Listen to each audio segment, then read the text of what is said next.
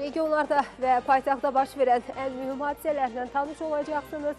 Region TV-nin efirində bugünün əsas buraxılışı başladı. Studiyada Sərminə Ələkbərlidir. Axşamınız xeyir olsun. Əvvəlcə anonslar var. Düşmən təxribatlarına qarşı cavab tədbirləri görməyə hər an hazır olmalıyıq. Generalları bir araya toplayan Müdafiə Naziri ciddi tapşırıqlar verdi. BMT baş katibindən üzrxahlıq. Cənubi Qafqaz səfərini təxirə salan Pan Ki Moon onu bərpa edəcəkmi? Artıq geriyə yol yoxdur. Təbiəti kirlədənlər indi onun qeydinə qalmağa söz verdilər.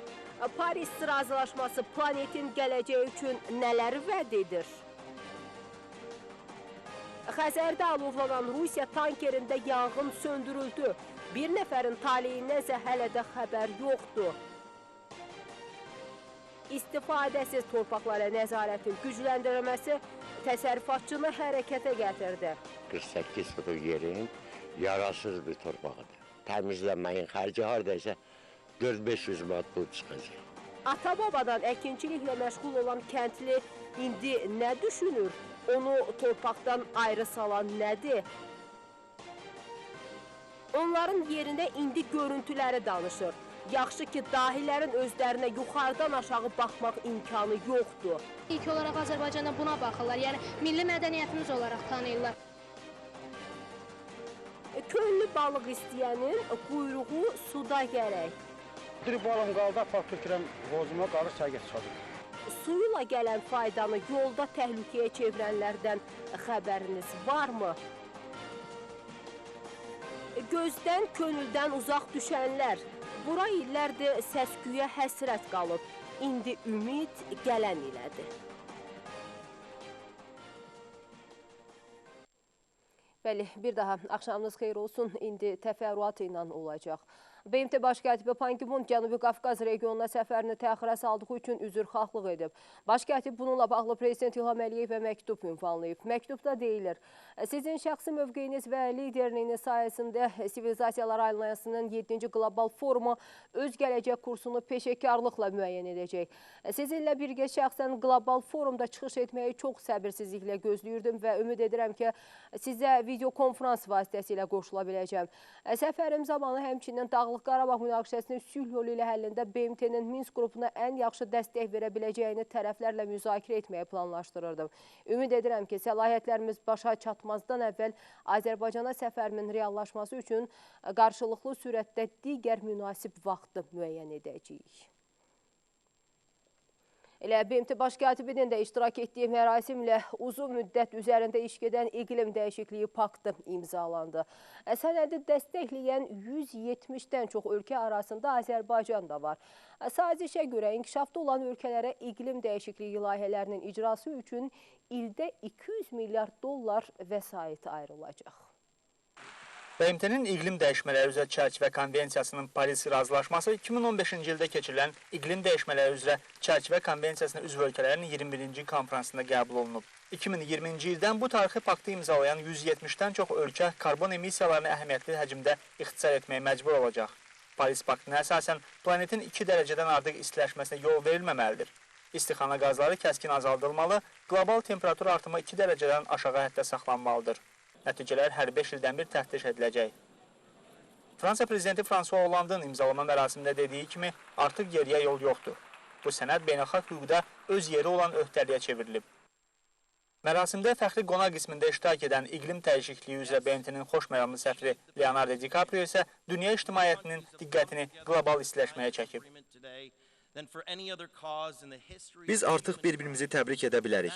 Amma evinizə qayıtdıqda verdiyiniz sözə əməl etməsəniz, onda imzaladığınız bu sənədin heç bir dəyəri qalmayacaq. Bu tarixi imzadır. İş görmək, konkret və qətiyyətli addım atmaq vaxtıdır. İmzalama mərasimi maraqlı anlarla yadda qalıb. ABŞ dövlət katibi John Kerry imzalama mərasiminə nəvəsi ilə qatılıb. Hətta müqaviləyə də nəvəsi qucağında olmaqla imza atıb. BMT baş katibi Pan Ki Moon John Kerry ilə salamlaşaraq onunla və nəvəsi ilə xatirə fotosu çəkdirib. Kerrinin bu hərəkəti simvolik xarakter daşıyıb. O, bununla 2016-cı ildə imzalanan sənədin gələcək nəsillərin rifahına xidmət edəcəyi mesajını verib.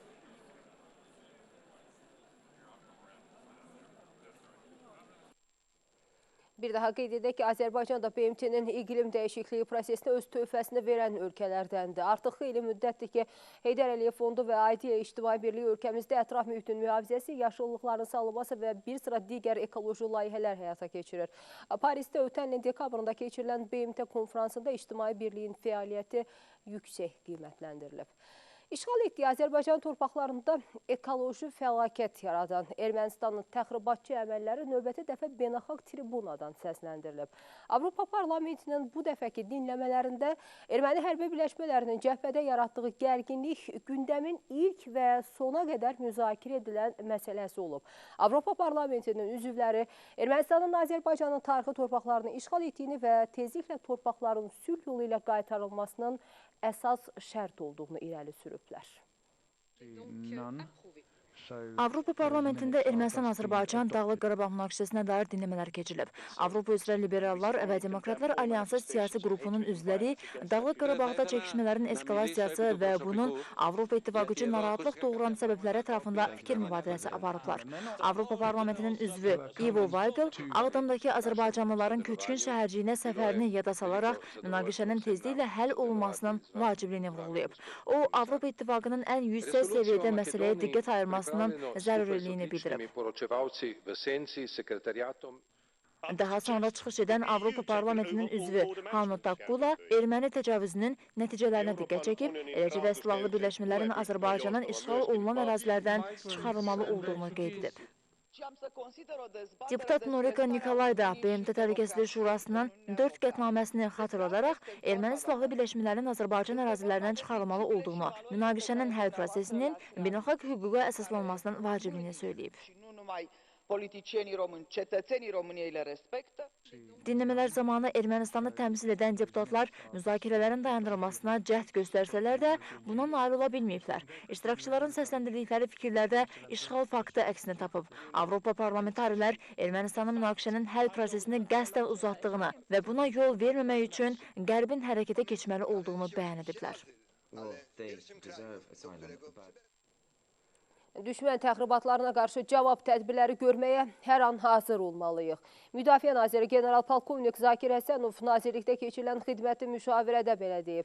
Cəbhə xəttində ermənilərin aprelin əvvəlində törətdiyi təxribatdan söz açan nazir Azərbaycan ordusunun qələbəsindən də danışıb və bildirib ki, sürətli əks hücum nəticəsində vacib əhəmiyyətə malik yüksəklikləri azad edilərək nəzarətə götürülüb və bununla da cəbhə boyu zonadakı yaşayış məntəqələrinin təhlükəsizliyi tam təmin olunub. Sonda ölkəmizin ərazi bütövlüyü uğrunda gedən döyüş əməliyyatları zamanı xidməti vəzifələrini layiqincə yerinə yetirən bir qrup hərbi qulluqçu təltif edilib.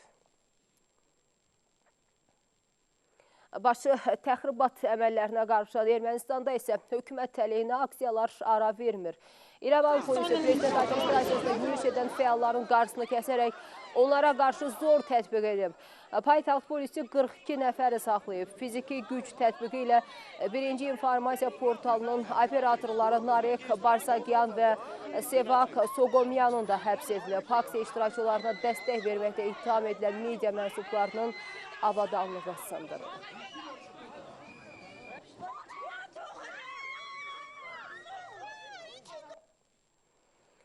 Xəzərdə Rusiya gəmisində baş verən yanğın tam söndürülüb.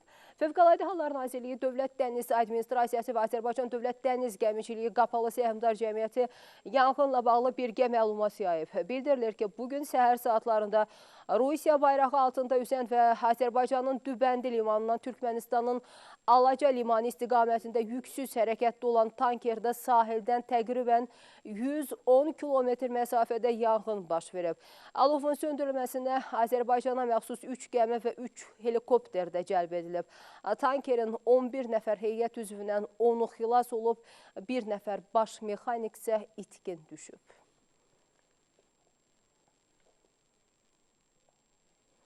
Türkiyə Prezidenti Rəcəb Tayyip Erdoğan 23 aprel Milli Suverenlik və Uşaq Bayramı günü ilə bağlı balacalarla görüşüb.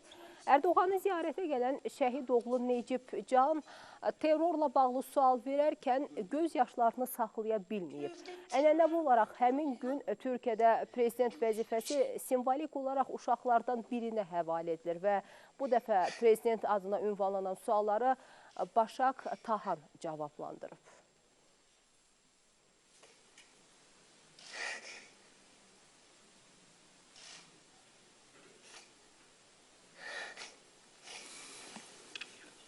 Soruyu gerçi ben az önce zaten...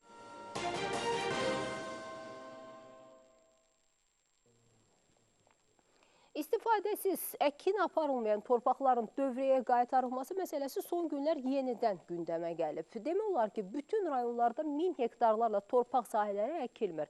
Bəs ata-babadan əkinçiliklə məşğul olan kəndli indi nə düşünür və onu torpaqdan ayrı salan nədir? Lənkərandan araşdırmamız var. Lənkəranda ekinə yararlı 16.560 hektar torpaq səhəsinin 2400 hektarı çoxillik əkmələr, 3400 hektarı isə otlaq və biçənəklərdir.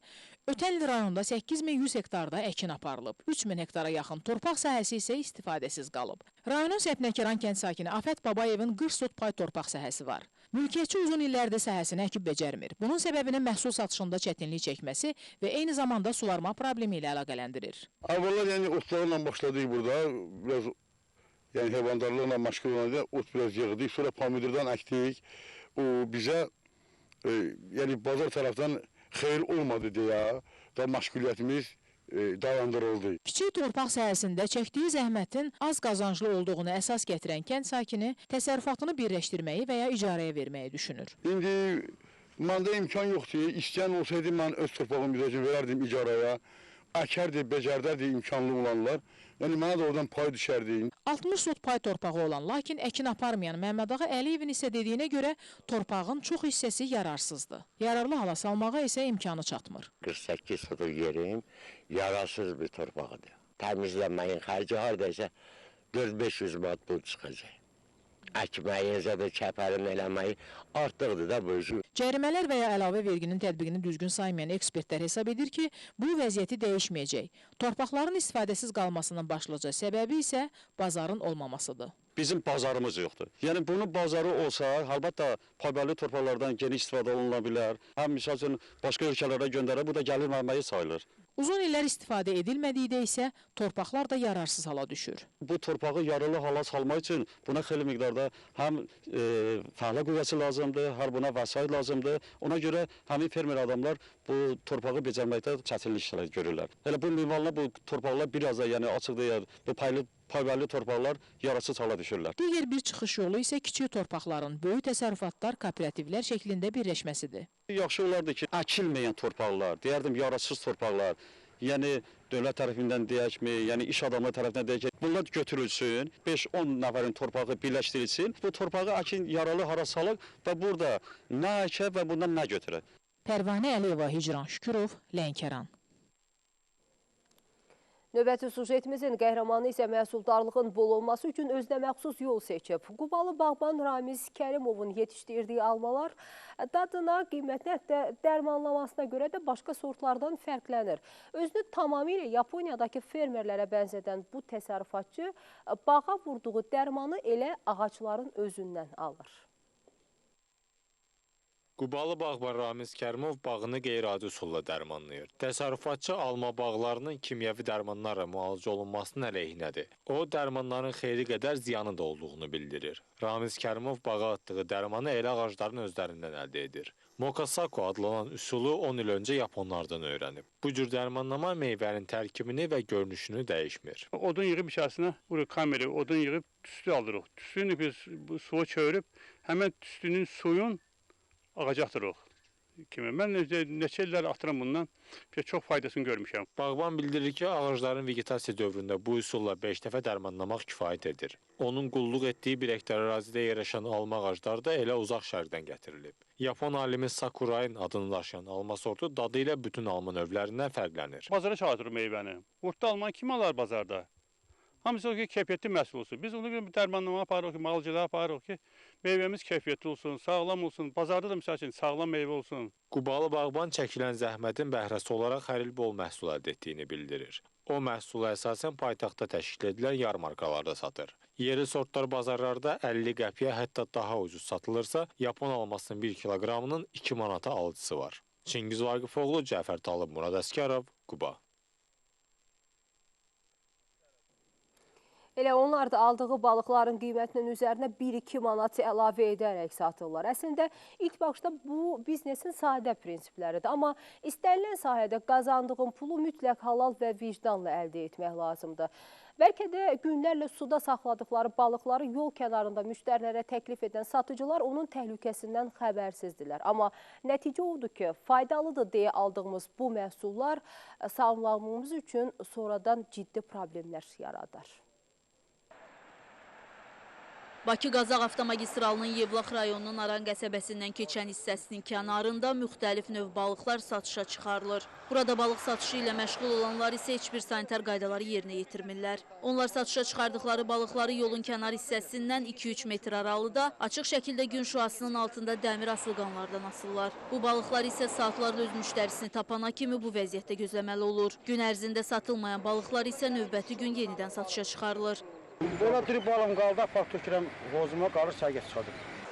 Yevlax rayon Gigiyena və Epidemiologiya Mərkəzinin şöbə müdiri Tofiq Ələkbərov balıqların belə şəraitdə saxlanmasının qadağan olduğunu bildirir. O, yol kənarında açıq şəraitdə satılan balıqların tez xarab olduğunu və zəhərlənmə hallarına səbəb ola biləcəyini deyir. Yəni, balıqların satılması üçün xüsusi şərait olmalıdır və bu şəraitə müvafiq olaraq nəzarət orqanları ilə razılaşdırılıb sonra satılmalıdır. Satıcılar isə yol kənarında balıq ticarətinin qanunsuz olmasından və sanitar qaydalardan xəbərsiz olduqlarını bildirirlər. Onlar bu işdən əldə etdikləri qazancın isə qənaətbəxş olduğunu söyləyirlər. Tofiq Ələkbərov yol kənarında aparılan bu ticarətin ancaq hüquq mühafizə orqanları tərəfindən ləğv oluna biləcəyini deyir. Elnar İbrahimov, Elçin Baxşalzadə, Sənan Səlimov, Yevlax.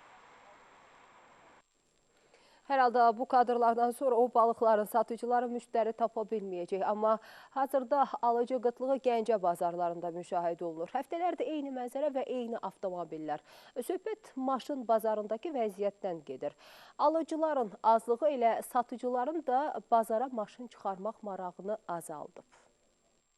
Bazarın vəziyyəti belədir ki, alıcı qüvvə yoxdur. Elə gələn soruşur, çıxıb gedir. Hər həftənin şənbə və bazar günü satıcıların üzləşdiyi mənzərə belədir. Artıq bir ilə yaxındır hökm sürən durğunluq alıcılıq qüvvəsinin azlığı ilə əlaqələndirilir. Maşın alınmır, satılmır. 2 haftalar çıxardıram bunu. Qiymət verən yoxdur maşına. Tələbin az olması avtomobillərin qiymətini də aşağı salıb, bunu alıcılar da təsdiqləyir. Satıcı istəyər baha satsın, o da mümkündür, yoxdur müştəri. Yəqin satanları o qədər qane eləmir, alıcıları qane eləyir. Alıcılar bazarda daha çox Mercedes və Vaz markalı maşınlarla maraqlanır. Ötən ilin birinci rübü ilə müqayisədə hazırda bazarda istər xarici, istərsə də Rusiya istehsal olan avtomobillərin qiymətləri 50% aşağı olmaqla alıcılara təqdim olunur. Ekspert Məsim Abadov bazardakı vəziyyəti banklar tərəfindən avtomobil kreditlərinin verilməməsi və əhalinin əlindəki maliyyə vəsaitini avtomobil alışına yönəltməməsi ilə əlaqələndirir. Bu durğunluq dövrü o pulun stabil dəyəri alınana kimi davam edəcək. Bu da ən çox nədə təsir edir? Daşınmaz əmlak kimi avtomobillərin alqı-satqısında, xüsusən ikinci el avtomobillərin alqı-satqısında ya həddən artıq dəyərindən 2 dəfə, 3 dəfə aşağı qiymətə verilməlidir ki, onu kimsə alsın. Və yaxud da ki, real alıcı, real konkret məhsul üçün olmalıdır. Ekspert ikinci el avtomobil bazarında durğunluğun hələ bir müddət davam edəcəyi qənaətindədir. Fərid Mehdizadə, Xaliq Qurbanlı, Ceyhun Elburusoğlu, Gəncə. Bu məktəbdə isə uzun illərdir durğunluqdur. Bura illərdir səs-küy üzünə həsrət qalıb. Söhbət Zaqatalanın ucqar kəndlərindən birində fəaliyyət göstərən məktəbdən gedir.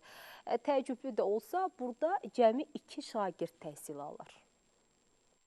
Kamran və Ömər gördüyünüz bu məktəbdə təhsil alan yeganə şagirdlərdir. Yəni məktəb bütün kollektivi imkanları ilə yalnız bu 2 uşağa xidmət edir desək yanılmarıq. Adəti üzrə onların birgə gəlib getdikləri məktəb uzun illərdir səs-küyə həsrət qalıb.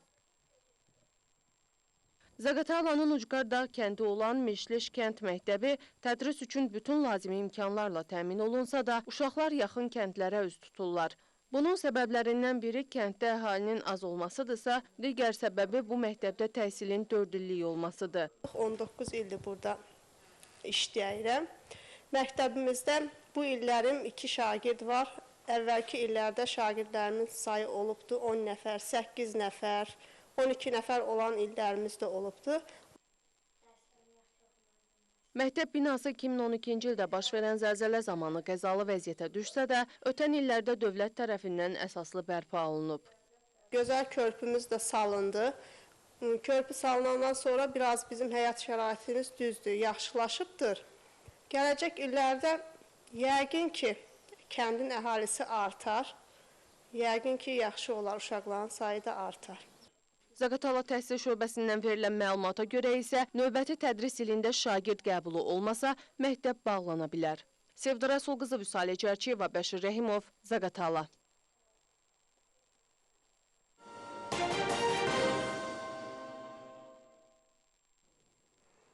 Formula 1 ərəfəsində Bakının turist bumu ilə üzləşəcəyi şübhəsizdir. Paytaxtda gündəlik qarşılaşdığımız tarixi abidələr, heykəllər, maraqlı yerlər turistlər üçün əvəz olunmaz tapıntıdır. Lakin sual yaranır. Bakının göz önündə olan tarixi şəxsiyyətlərə ucaldılan heykəlləri turistlərlə üzləşməyə hazırdırmı? Əməkdaşımız Leyla Ağayeva şəhərin mərkəzində müşahidə aparıb.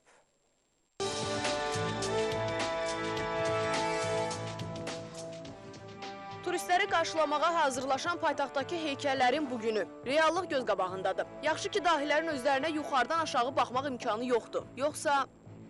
Hüseyn Cavidin heykəli diqqət mərkəzində olsa da aidiyyatı qurumların qayğısından uzaq qalıb. Belə olan halda bu heykəli təmizləmək biz sadə vətəndaşların üzərinə düşür. Siyasi xadim, ədib, həkim Nərman Nərmanovun heykəli. Abidənin illərdir yuyulmaması kənardan dırnaqarası göz qamaşdırır. Parkın xidmətçiləri də 3 ildən çox müddətdir heykəlin təmizlənmədiyini deyirlər.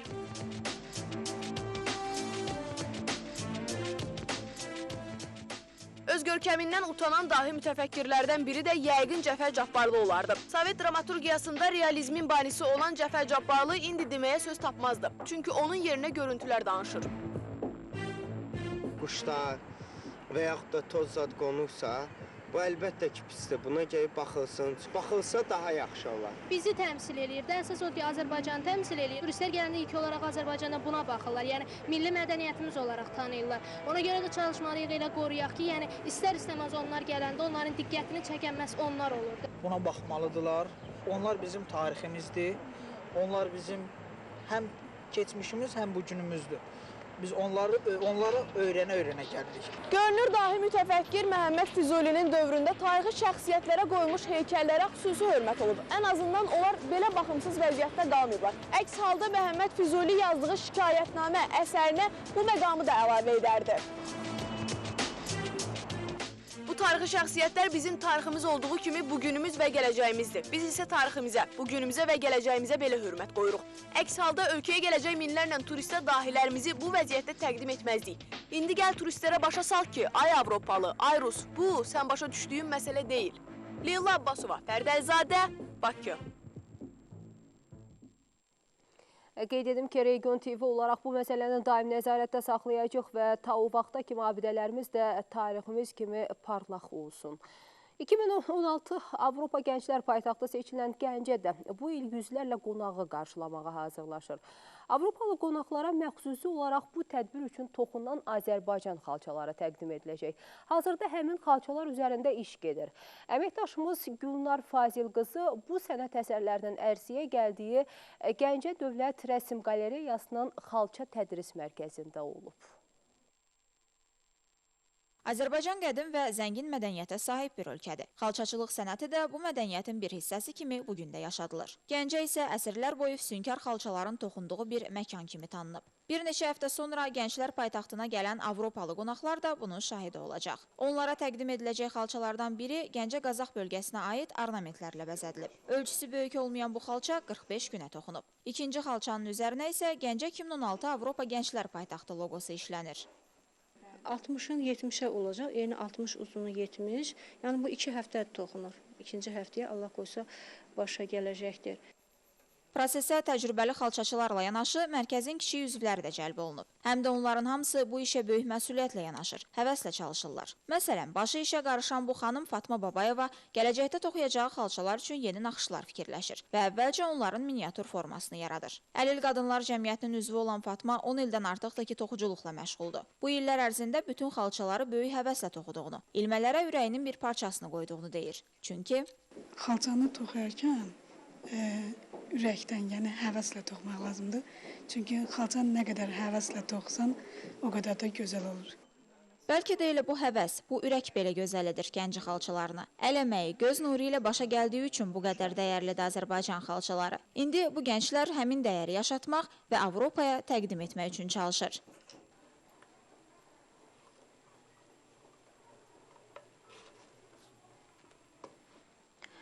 Əminliklə deyə bilərik ki, dünyanı heyran qoyan Azərbaycan xalçalarına Avropalı gənclər də biganə qalmayacaq. Günlər Fazil qızı, Ceyhun Elbrusoğlu, İlham Həsənli, Gəncə. Paytaxtda Oxu Günü festivalı təşkil olunub. Əməkdaşlarımız kitab aksiyasından maraqlı görüntülər lentə alıblar.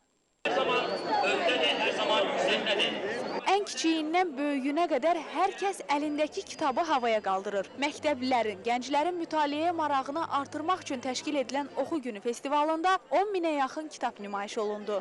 Kitab oxumayan millət, kitab oxumayan gənc, elə bilirəm ki, bu dünyada yaşamasında xeyli problemlər görəcək. Məqsədimiz budur, kitaba tanışlıq verək, kitabı ilə təmaslaşdıraq. Hər bir insan savadını artırmaq üçün bildiyimiz kimi kitablar oxuyur və dil nitqini daha da inkişaf etdirib. Oxu gününün ən maraqlı və yadda qalan anlarından biri öz şəxsi kitablarımıza, əsgərlərə ürək sözlərimizi yazır və onlara göndəririk.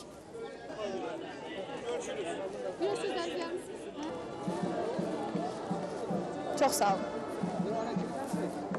Əsgərlərə kitab hədiyyə etdik. Əsgərlər də mütaliə etməlidir. Hamı mütaliə edərək öz dünya görüşünü, həyat təcrübəsini artırır.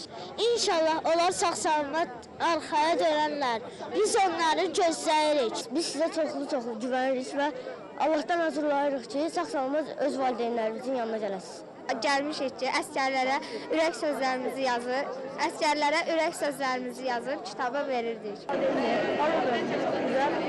Festivalın daha bir maraqlı anı isə bura qoşulan gənclərin eyni anda səsli kitab oxumağıdır.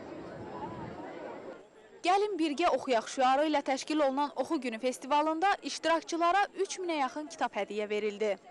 Kitaba olan marağı, həvəsi artırmaq üçün başqa bir yolsa oxuduğun kitabı başqasına hədiyyə verməkdir. Buyurun, bu da bizdən sizə hədiyyə. Çox sağ olun. Festival görkəmli Azərbaycan yazıçılarının imza mərasimi və asan könüllülərinin flash-mobu ilə yadda qaldı. Ayşə İsazadə, Namiq Abdullayev, Bakı. Şəmkirdə isə Qarabağ üçün oxuyaq adlı aksiya keçirilib. Rayon Mədəniyyət və Turizm Şöbəsi ilə mərkəzləşdirilmiş kitabxana sistemi kollektivlərinin birgə təşkil etdiyi aksiyada ordumuzun uğurlarından, gənclərə hərbi vətənpərvərlik ruhunun aşılamasından danışılır. Torpaqlarımızın azadlığı uğrunda gedən döyüşlərdə Şəmkirlilər 100-dən çox şəhid veriblər. Əskərlərimizə dəstək aksiya. Bir qədər sonra hava haqqında məlumat olacaq və bununla da biz buraxılışımızı yekunlaşdırırıq. Növbəti həftədə yenidən görüşərik. Diqqətinizə görə minnətdaram. Sağ olun.